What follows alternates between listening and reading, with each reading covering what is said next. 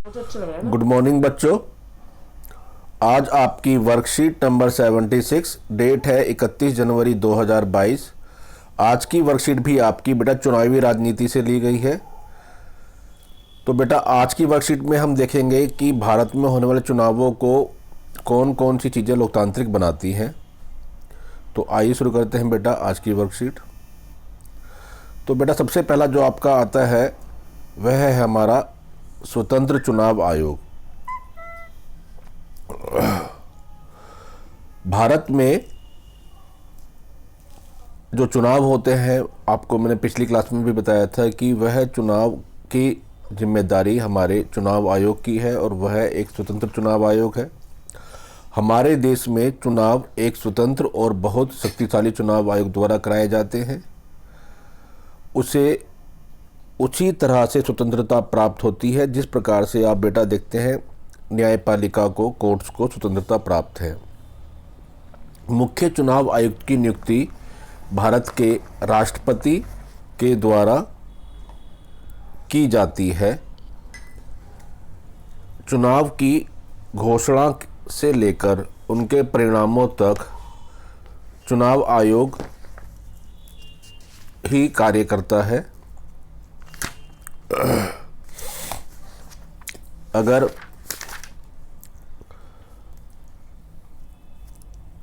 एक बार चुनाव आयुक्त नियुक्त हो जाने के पश्चात चुनाव आयुक्त राष्ट्रपति या सरकार के प्रति भी जवाबदेह नहीं होता। यदि कोई किसी शासक पार्टी को, दल को चुनाव आयोग पसंद न आए तो भी वह मुख्य चुनाव आयुक्त को हटा पाना तकरीबन असंभव होता है। तो भारत में जो चुनाव आयोग है उसको बेटा जितने अधिकार हैं उससे अधिक शायद ही किसी भी लोकतांत्रिक देश के चुनाव आयोग को होंगे।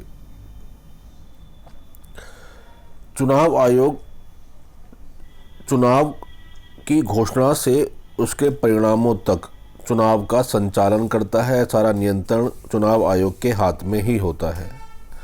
चुनाव आयोग आदर्श आचार संहिता लागू करता है और उसका उल्लंघन करने वाले किसी भी उम्मीदवार या पार्टी को दंडित कर सकता है। चुनाव की अवधि में निर्वाचन आयोग सरकार को दिशा निर्देश दे सकता है और इसमें सरकार द्वारा चुनाव जीतने हेतु सरकारी मशीनरी का दुरुपयोग, अधिकारियों का स्थानांतरण कराना भी सम्मिलित होता है।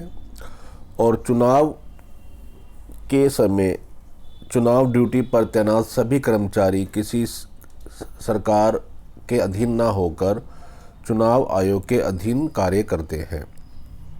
तो इस प्रकार से बेटा अगर आप देखेंगे तो हमारा जो चुनाव आयोग है वो काफ़ी शक्तिशाली और ताकतवर चुनाव आयोग है। इसके बाद बेटा हमारा आता है लोगों की भागीदारी, कि लोग किस भागीदारी से हमारे यहाँ चुनाव में भाग लेते हैं। अगर चुनाव में लोगों की भागीदारी को आमतौर पर मतदान के आंकड़ों के साथ पाया जाता है। बेटा जब आप अभी इलेक्शन देख रहे हैं 5 राज्यों में जब इलेक्शन होंगे तो आप टीवी पे देखेंगे कि यूपी में इतने % वोटिंग हुई, उत्तराखंड में इतने % वोटिंग हुई। तो हम लोगों की भागीदारी को परसेंटेज में उनके आंकड़ों से नापते हैं कि इतने % लोगों ने चुनावों में हिस्सा लिया और यही प्रतिशत दर्शाता है कि वास्तव में चुनावों में कितने लोगों ने वोट डाला है। भारत में मतदान या तो स्थिर है या वास्तव में थोड़ा सा आप देखेंगे तो प्रतिशत बढ़ता जा रहा है हर चुनाव के दौरान। भारत में बेटा गरीब, अनपढ़ और वो वंचित लोग हैं वो अमीर और विशेषाधिकार प्राप्त लोगों की तुलना में अधिक अनुपात में मतदान करते हैं। जबकि पश्चिमी देशों में अगर आप देखेंगे, यूरोप में देखेंगे, अमेरिका में देखेंगे तो वहाँ पर इसका उल्टा है। वहाँ पर आम लोग जो होते हैं, गरीब लोग चुनावों को अधिक महत्व नहीं देते हैं। वहाँ पर जो अमीर वर्ग है वो चुनावों में अधिक हिस्सेदारी लेता है।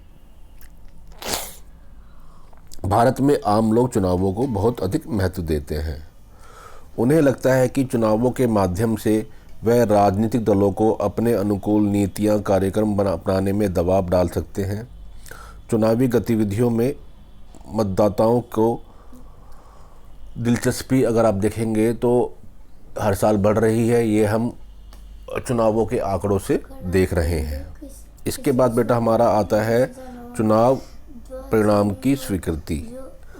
चुनाव परिणाम की स्वीकृति का मतलब कि भारत के अंदर अगर आप देखेंगे तो भारत में चुनाव नतीजों के परिणाम खुद ब खुद बोलते हैं।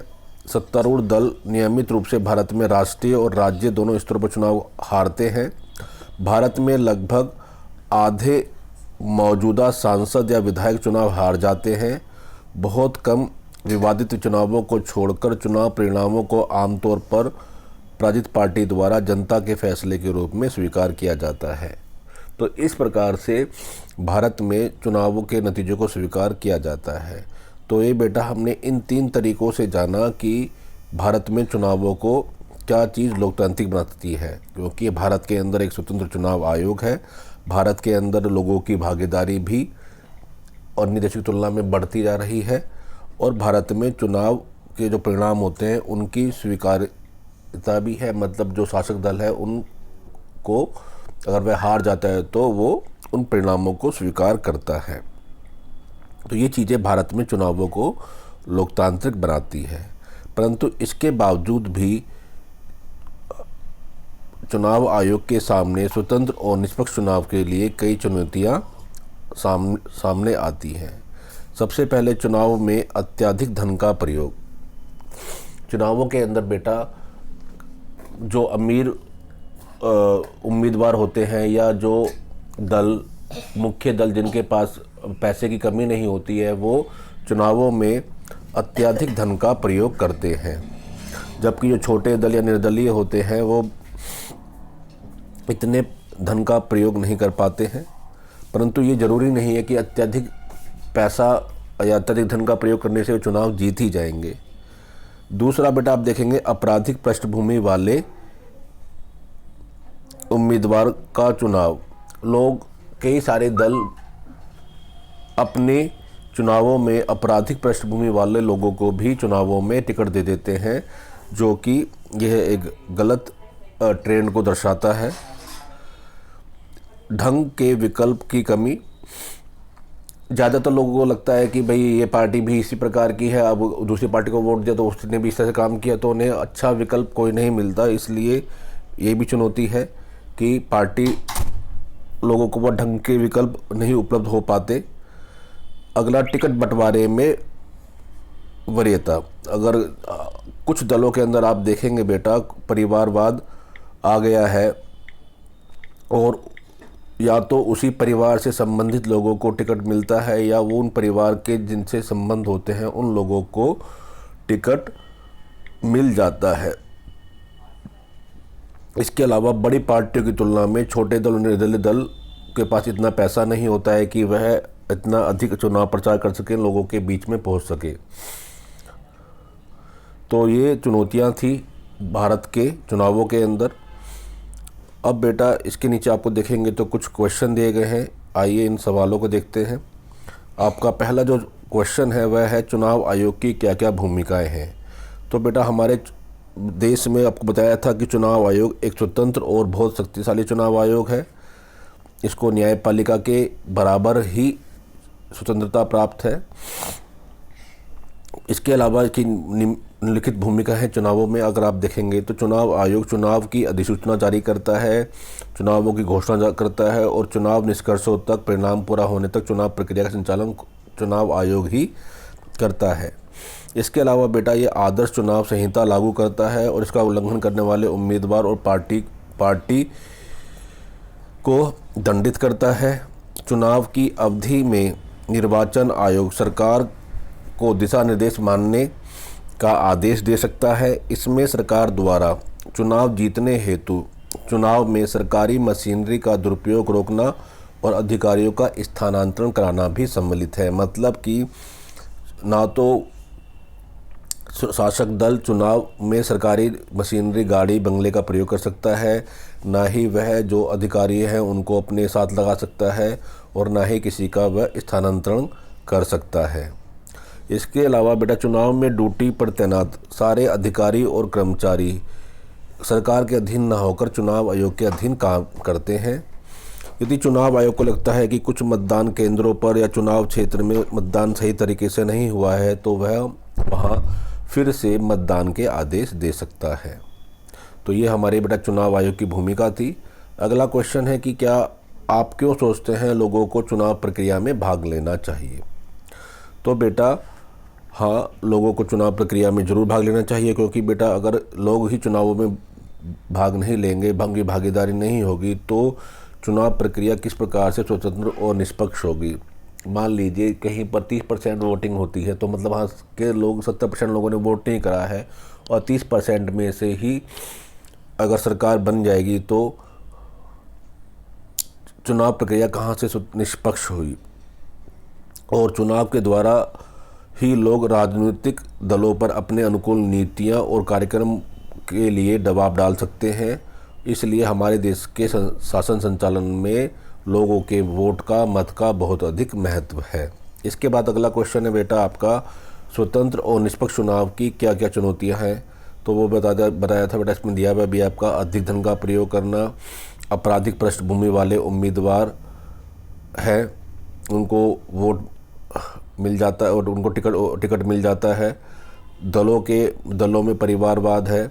इसमें भी बेटा अगर देखेंगे तो कुछ दलों के अंदर बेटे, चाचा, पुत्र और उनके भाई सभी एक ही दल के लोग लगे हुए हैं, जिससे कि उन्हीं को टिकट मिलता है या उनके जानने वालों को टिकट मिलता है, पार्टी भी वही चलाते हैं। अच्छे विकल्प होना, लोग सोचते हैं कि ये पार्टी ने भी इसी प्रकार से काम नहीं करा है और पिछली पार्टी ने भी इसी प्रकार से कार्य किया है, तो वह उनको जो जनता होती है उनको अच्छे विकल्प में दिक्कत होती है। इसके अलावा बेटा छोटे और निर्दलीय दल, तो इसमें बेटा आप देखेंगे कि जो छोटे और निर्दलीय दल होते हैं वह बड़े दलों की तुलना में उन्हें बहुत अधिक परेशानी होती है, क्योंकि उनकी एक तो जनता में इतनी पहुंच नहीं होती, ना ही उनके पास इतना धन और मशीनरी होती है कि वो जनता तक अपनी पहुंच बना पाएँ। इसलिए छोटे दल और निर्दलीय उम्मीदवारों की तुलना में बड़े दलों और को अधिक लाभ मिलता है। इसके बाद बेटा आपसे अगला क्वेश्चन पूछा जाता है कि चुनाव में कुछ भ्रष्टाचार से संबंधित चीज़ें हैं, अगर इनको ठीक करने का आपसे सुझाव मांगा गया है। तो इसमें बेटा आपको कुछ उसने टॉपिक दिए हैं कि आप इन समस्याओं को किस प्रकार से ठीक कर सकते हैं।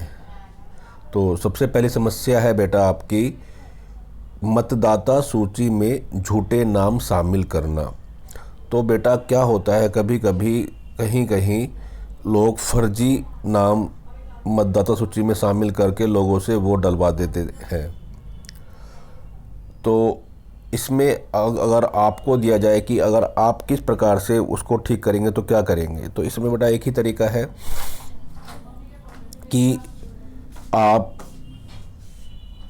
या तो अगर आपको पता लगता है कि वहाँ पर फर्जी नाम है तो वहाँ की लिस्ट को दोबारा अपडेट किया जाए, क्योंकि आपको पता है कि चुनाव आयोग जो होता है वह हर साल अपने चुनाव में मतदाता सूची को अपडेट करता है, मतदाता सूची को अपडेट करता है। तो इस वजह से तो मतदाता सूची के अंदर फर्जी नाम कम ही होंगे, पर फिर भी अगर ऐसा पाया जाता है तो वहाँ पर चुनाव को कैंसिल करके अधिक से अधिक प्रकार से मतदाता सूची को अपडेट किया जाए। अगला बेटा आपका आता है शासक दल द्वारा सरकारी मशीनरी और अधिकारियों का दुरुपयोग। तो बेटा इसमें जो शासक दल है वह सरकारी सुविधाओं का, मशीनरी का अधिक प्रयोग ना कर पाए, इसलिए क्या होता है कि चुनाव में आदर्श आचार संहिता लागू की जाती है, जिससे इन पर उपयोग करने पर मनाही है। अगर इसके बावजूद भी कोई व्यक्ति उपयोग करता पाया जाता है तो चुनाव आयोग रद्द कर सकता है।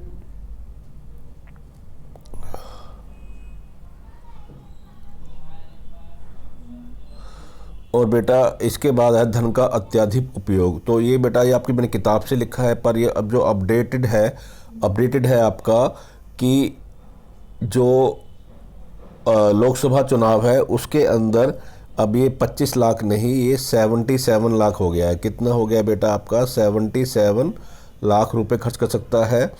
और विधानसभा चुनाव के अंदर भी यह राशि 30 लाख कर दी गई है।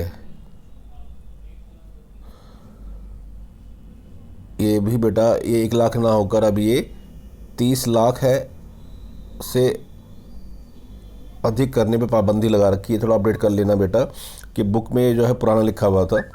इसके बाद बेटा आपका आता है मतदान के दिन धांधली करना, मतदाताओं को डराना। तो इसके लिए भी चुनाव आयोग ने मनाही कर रखी है कि कोई भी व्यक्ति चुनाव के अंदर मतदाताओं को ना डरा के, घूस दे के, लालच दे के वोट नहीं मांगेगा। अगर कोई व्यक्ति ऐसा करता पाया जाता है तो उसका चुनाव कैंसिल किया जाएगा। तो ये थी बेटा आज आपकी वर्कशीट, इसको करिए, समझिए। धन्यवाद।